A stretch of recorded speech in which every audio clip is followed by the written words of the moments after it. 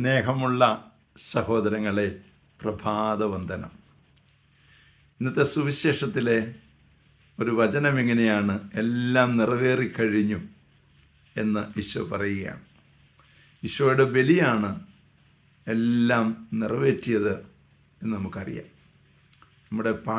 നമ്മുടെ പാപങ്ങൾക്ക് വേണ്ടി അവൻ പരിഹാരമായി മാറി. എന്നാൽ അതിനോട് അനുബന്ധിച്ച് തന്നെ ഈശോ പരിശുദ്ധ അമ്മയെ യോഹന്നാന് ഏൽപ്പിച്ചു കൊടുക്കുന്നുണ്ട്. അതുകൂടെ കഴിഞ്ഞിട്ടാണ് എല്ലാം നിറവേറിക്കഴിഞ്ഞു എന്ന സുവിശേഷം പങ്കുവയ്ക്കുക.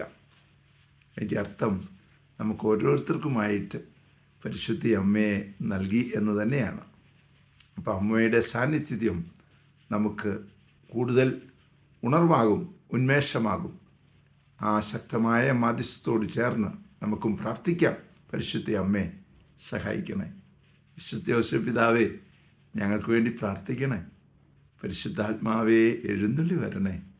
പരിശുദ്ധ പരമ ദിവ്യകാരുണ്യത്തിന് എന്നേരവും ആരാധനയും സ്തുതിയും പുകഴ്ചയും ഉണ്ടായിരിക്കട്ടെ. ആമേൻ.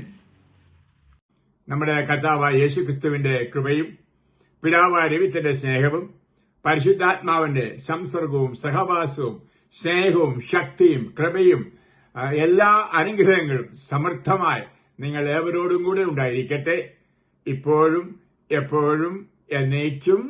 ആമേൻ.